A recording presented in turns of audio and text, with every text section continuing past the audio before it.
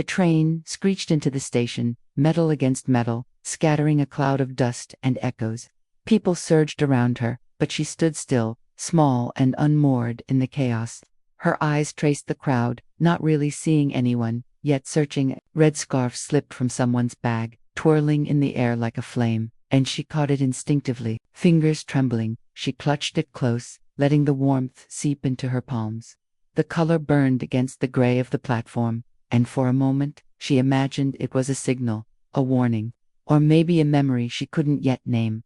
Her hands shook, though she wasn't cold, and her heart thudded against her ribs like a frantic bird. The wind tugged at her hair, brushing it across her face, and she barely pushed it away, afraid it would mask what she was trying to see.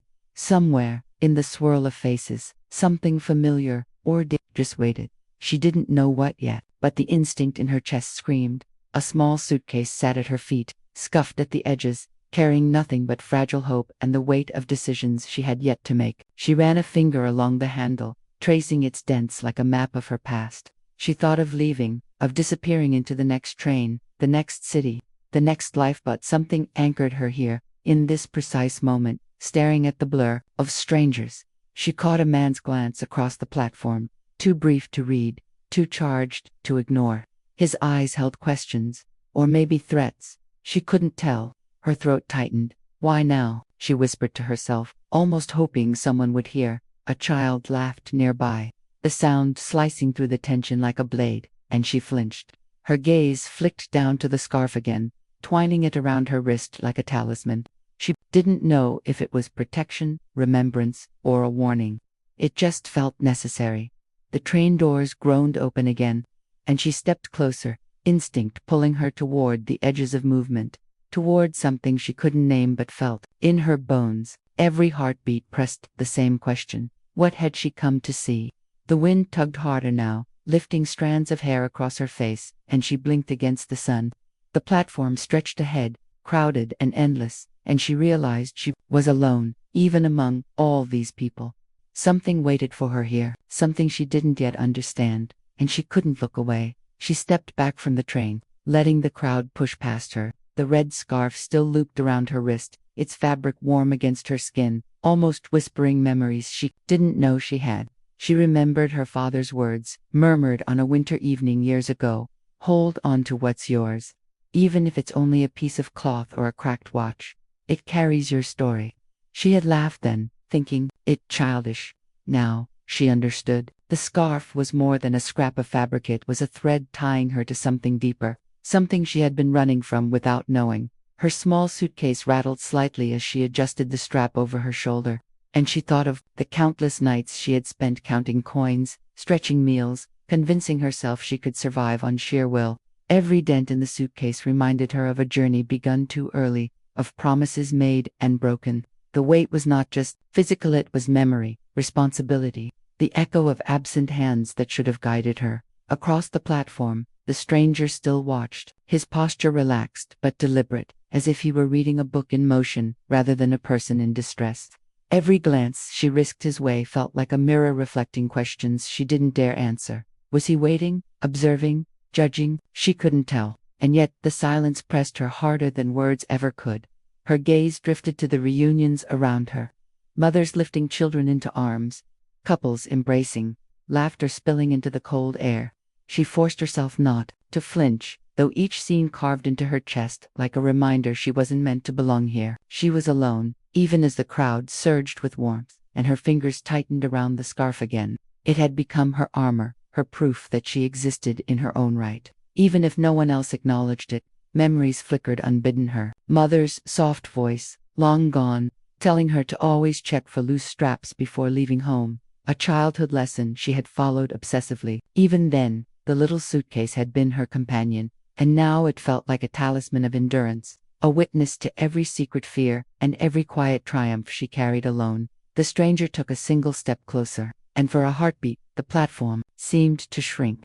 His eyes caught hers unblinking, careful, and she froze. Something unspoken hung between them, a pulse she could neither name nor ignore. The train doors closed with a hiss, and she hesitated, suitcase in hand, the scarf warm and binding her wrist. The moment stretched, neither moving, neither speaking, both suspended in the delicate chaos of departure. She wanted to leave, to vanish into the tide of commuters, but something anchored her in place. A delayed goodbye hung in the air, heavy and unresolved. The stranger's lips twitched into a faint, confused smile, and she stopped, unable to decide whether to step forward or retreat. The sky darkened as she lingered on the platform, clouds gathering like a shroud over the city. A first drop of rain landed on her cheek, cold and sudden, then another, until the platform shimmered under the wet assault. She hugged the red scarf tighter, the damp fabric clinging to her wrist, grounding her as the wind tugged at her hair. The stranger didn't move, just watched, and for the first time, she noticed the wear in him-worn leather shoes cracked at the edges, a coat fraying at the cuffs, hands calloused despite their careful stillness. A glint of something metal poked from his wallet as he shifted. A photograph, faded and folded, edges curling with age. He glanced at it briefly, eyes softening, before tucking it back. Something stirred inside her, recognition she couldn't place. The quiet weight in him mirrored her own, the exhaustion of carrying invisible burdens, the ache of unspoken histories, the fight to survive without letting anyone see the cracks. She saw herself reflected in his silence, like water catching the clouds above, and in that reflection, she felt both a kinship and a warning. The rain picked up, turning the platform into a blur of umbrellas and hurrying feet. Thunder rumbled faintly overhead, a low growl in the distance that seemed to echo the turmoil inside her. She wanted to leave, to step onto the train and vanish into safety. Yet something invisible tethered her to this man, this stranger who carried shadows she almost recognized. Her heartbeat quickened, a rhythm that didn't match the outside chaos. Should she trust him? Should she flee? Every instinct screamed both at once. A conflict she couldn't untangle. The red scarf pulsed against her wrist, a reminder that she had always survived alone. Yet it also whispered that maybe survival wasn't everything. The stranger's eyes met hers again, steady and unreadable. Was it fate, or some cruel manipulation? She could not tell. The rain soaked through her coat, droplets running down her cheeks, mingling with sweat, with the unspoken question of whether the next move would bring danger or clarity. She took a cautious step forward. He didn't move, didn't speak, but the air between them thickened, charged like the storm brewing overhead. Each movement was measured, heavy with implication, like walking on the edge of something she could not yet name. Lightning forked across the sky, illuminating the faint lines in his face, the photograph in his hand, the storm reflected in her own eyes. She felt the weight of possibility pressing down on her chest of choices unmade, truths untold, and the dangerous allure of connection. And then the train doors opened again. She froze, watching, heart pounding, the rain pounding louder, caught between the instinct to leave and the pull to stay. The world waited with bated breath. So did she stepped back, heart hammering, suitcase dragging behind her like a reluctant shadow. The platform was slick with rain, umbrellas bobbing around her, strangers' faces blurred and indifferent. Whispers brushed past her, clipped words she couldn't fully hear, voices that seemed to carry quiet judgment. What is she waiting for? Doesn't she have somewhere to be? Their curiosity pressed against her chest like another coat of wet weight, and she wanted to vanish beneath it all. Her hand twitched around the red scarf, knuckles white. The fabric had become more than a thread connecting her to her past. It had grown into a pulse of memory, of every misstep and every moment she had been forced to stand alone. She almost walked away, almost let the crowd swallow her, almost surrendered to the instinct to flee. And then she saw him. He held the scarf loosely in one hand, the edges damp, the color vivid against the gray of the storm. A small, almost imperceptible smile touched his lips, as if he understood something she had not yet realized. She froze, suitcase half lifted, gaze locked on that simple, charged gesture. Some people carry more than just bags. They carry silence, he said softly, almost to himself, or maybe to her. His voice was low, steady, threaded with a resonance she couldn't ignore. The words seemed to settle in the air between them, dense and tangible, heavier than the rain, falling in sheets. She wanted to speak, to ask why, to demand explanations, but nothing came. Only the scarf, now a bridge rather than a tether, pulsed against her wrist in memory of past decisions, past resilience. The stranger's eyes held her still, unyielding and silent, while around them the world carried on. Strangers passing, unaware of the storm unfolding just between them. Her knees wobbled. She felt the tremor of nearly breaking down, of letting everything collapse, the fear, the anger, the longing, all threatening to spill over. And yet, she couldn't leave. Not yet. Not without one last look, one last heartbeat in the shared quiet of recognition. Somewhere across the platform, a mother called her child. The echo bounced off the wet walls, a reminder that life continued in its small, ordinary ways, indifferent to the weight of her choices. She adjusted the suitcase, still gripping the scarf, breathing hard. The stranger's gaze softened ever so slightly, as if granting permission or issuing a silent warning. The rain fell harder, sheets of silver slicing the air, and she knew the moment wouldn't resolve itself today. It could not. She stayed, frozen at the edge of motion, letting the storm and the silence stretch between them. And for once, she didn't turn away. The rain had slowed to a soft drizzle, leaving the platform glistening under the gray afternoon light. She tightened her grip on the red scarf, now heavy with dampness and memory. Her eyes flicked toward the stranger again, noticing a small detail she hadn't before, a faint emblem stitched into his coat, half hidden beneath the lapel. Something stirred in her mind, a fleeting recognition she couldn't place. Later, in the office lobby of the company she had applied 2 weeks ago, she froze. There he was, not just a casual passerby or silent observer. The stranger, the man, who had held the scarf like it carried his own secrets, was the owner. The realization hit her like a jolt of lightning. All her careful planning, her survival, her silent steps toward some future, had led her right into his orbit. The scarf, once a simple talisman of her childhood resilience, now carried a heavier weight. He held it not merely as a gesture of recognition, but because it had belonged to his late daughter. A photograph tucked in his wallet earlier came rushing back to her mind. The edges of memory sharpened the time loop echo of his quiet words. Some people carry more than just bags. They carry silence. She understood now that the silence he carried wasn't emptiness. It was grief, layered and deep, intertwined with loss she had yet to touch. Her stomach knotted. She had come to this company seeking opportunity, but now every step forward felt like crossing a line she couldn't uncross. She felt the stirrings of fear, fascination, and something else, a pull she didn't want to name. Her past, her resilience, the scarred edges of her suitcase, and the damp scarf, they all converged in this moment. A tipping point. She felt it in her chest. A point of no return. Her heartbeat hammered not just with surprise, but with the weight of choice. There was no turning back now. Whatever connection had begun in fleeting glances on a crowded platform had transformed into something irreversible. Something that demanded action. The lobby stretched before her, polished floors reflecting the overhead lights. He stood across the room, waiting, holding the scarf loosely in one hand.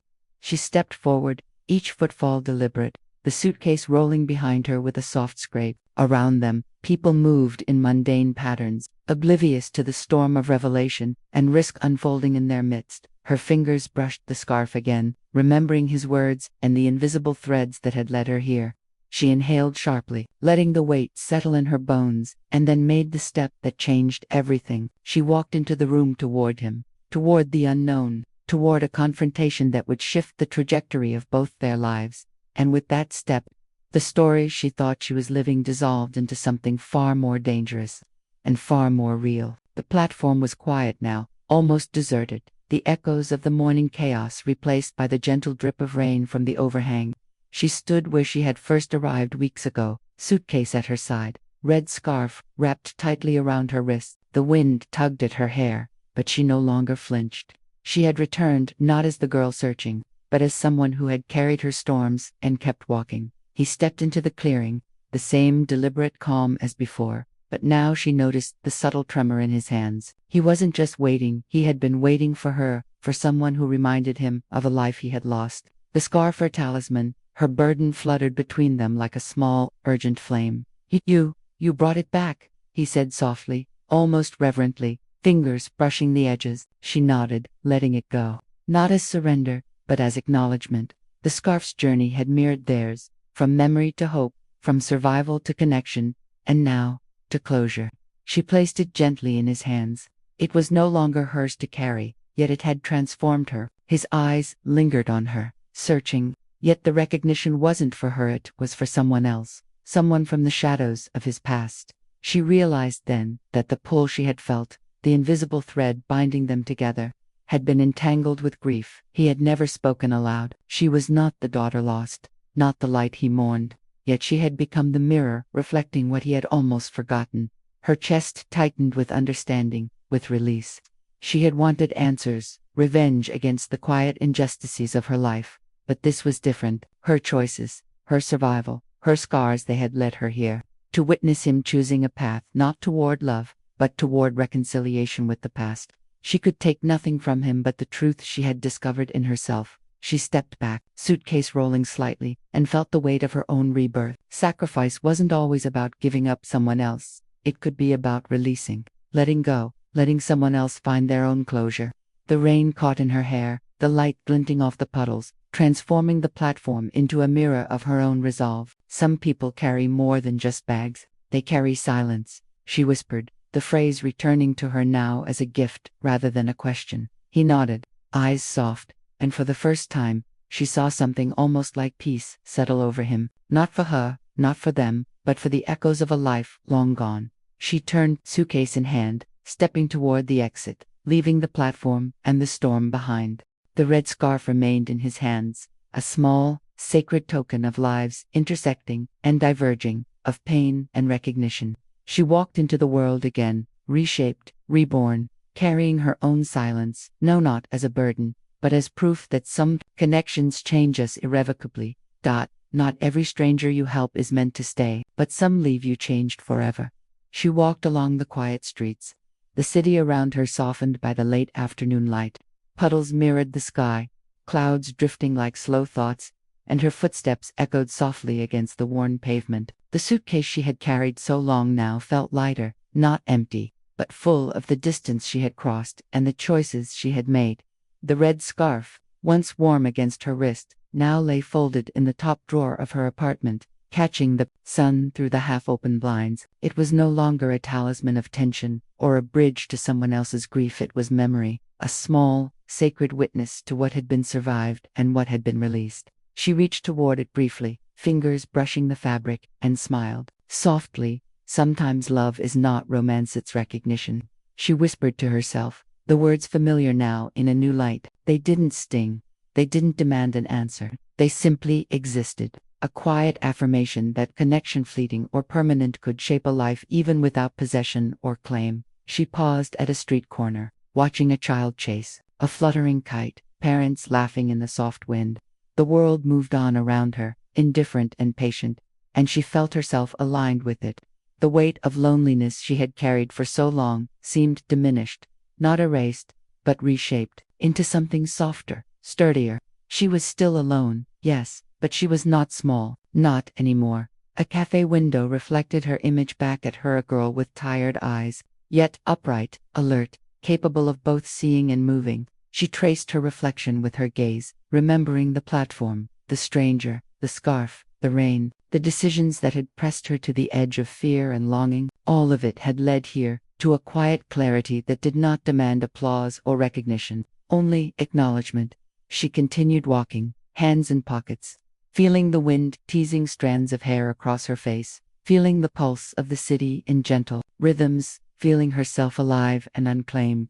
The red scarf rested in the drawer, light catching its folds, a quiet echo of journeys past and futures not yet written. Somewhere in the distance, a train screeched, metal against metal, a reminder of departure and arrival, of encounters and separations. She let the sound pass without attachment, a note in the symphony of her own life, and for the first time in a long time, she felt free to wonder what paths had been altered simply by being present, by observing, by surviving. Not every story is meant to be finished, she thought, as she stepped into the unknown, leaving some questions unanswered and some memories bright. Sometimes, the spaces between moments teach us more than the moments themselves ever could.